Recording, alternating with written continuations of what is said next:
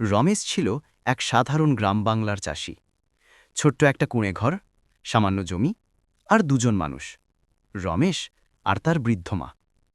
সংসার চলে কষ্টে শিষ্টে, কিন্তু দরিদ্র হলেও রমেশের ছিল একটিই বড় শক্তি, তার বুদ্ধি আর পরিশ্রম।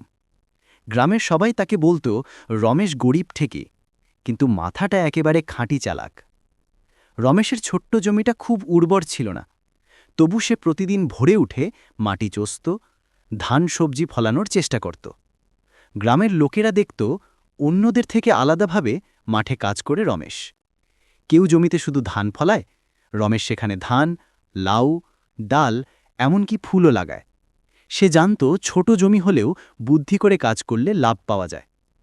কিন্তু ঠিক সেই সময় গ্রামের মধ্যে এক বড় সমস্যা দেখা দেয়। এলাকায় নতুন এসেছিল এক ধনী মহাজন, হরি মল্লিক। লোকটা ছিল ধূর্ত। গ্রামের গরিব চাষিদের কম দামে ফসল কিনে বেশি দামে শহরে বিক্রি করত। চাষিরা বাধ্য হয়ে তাকে ফসল দিত, কারণ ঋণ না দিলে জমি বেহাত হয়ে যেত। রমেশও তার কাছ থেকে সামান্য টাকার ঋণ নিয়েছিল, কারণ তার ক্ষেতের পানি তোলার নরসুন্দর ভেঙে গিয়েছিল। হরি মল্লিক সুযোগ পেলেই চাষিদের ভয় দেখাত।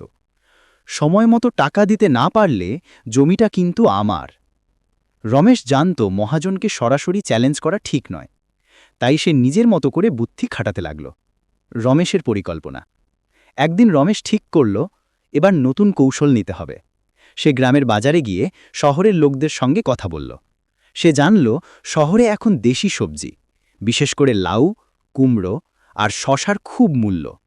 রমেশ বাড়ি ফিরে নিজের ছোট জমিতে আধুনিক পদ্ধতিতে লাউ আর কুমড়ো লাগাল, বাঁশ দিয়ে বড় বড় মাচা বানাল। বেশিরভাগ চাষি এটা করত না, তাই রমেশের ক্ষেতটা আলাদা দেখাত। কয়েক সপ্তাহ পরে মাচা জুড়ে লাউ আর কুমড়ো ঝুলতে লাগল।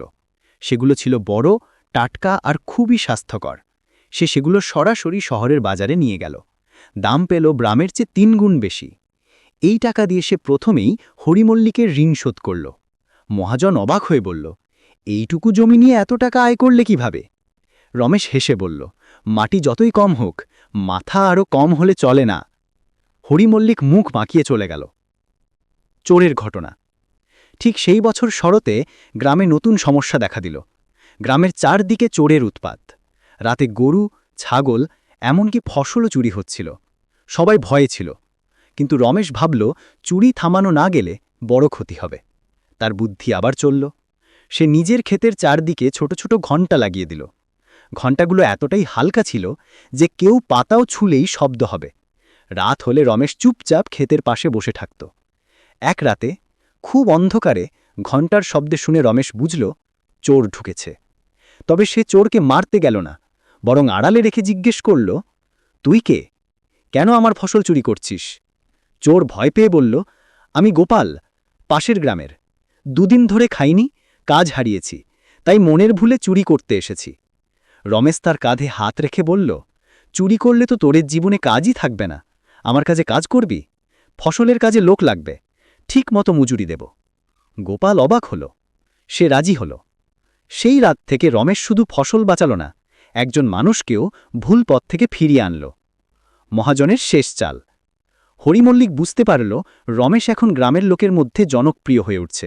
সে চাইল আবার রমেশকে বিপদে ফেলতে।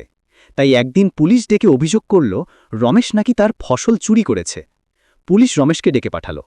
রমেশ শান্তভাবে বলল, আমি চুরি করতে যাই কেন? বরং আপনিই আমার ফসলের দাম কমাতে চেয়েছিলেন। রমেশ তার ক্ষেতের হিসাব, বিক্রি রসিদ সব দেখাল। আর বড় কথা, গোপালও সাক্ষী দিল যে মহাজন রমেশকে ফাঁসাতে চায়। পুলিশ সত্যটা বুঝে হরিমল্লিককে সতর্ক করল। মহাজন লজ্জায় গ্রাম ছেড়ে চলে গেল। চাষির সম্মান। দীর্ঘদিনের সংগ্রাম শেষে রমেশ এখন গ্রামের কাছে সম্মানের মানুষ। সে শুধু নিজের জীবন বদলায়নি, আরও 2-3 জন গরিবকে কাজ দিয়েছে। তার মা বলল, বাবা, মানুষ গরিব হলে কষ্ট হয় ঠিকই, কিন্তু সৎ আর চালাক হলে কেউ তাকে দমাতে পারে না। রমেশ হেসে হাসতে বলল, মা, আমার শক্তি হলো মাটি। এই মাটিই মানুষকে কখনো ফেলে দেয় না। ধীরে ধীরে রমেশ নিজের জমি বাড়াল, নতুন চারা লাগাল, গ্রামের ছেলেদের কৃষিকাজ শেখাতে শুরু করল। সবাই বলল, গরিব চাষি রমেশ একদিন গ্রামের আদর্শ কৃষক হবে। রমেশের গল্প শেখায়, গরিবই বাধা নয়, মাথা আর মন ঠিক থাকলে মানুষ তার জীবন বদলে ফেলতে পারে।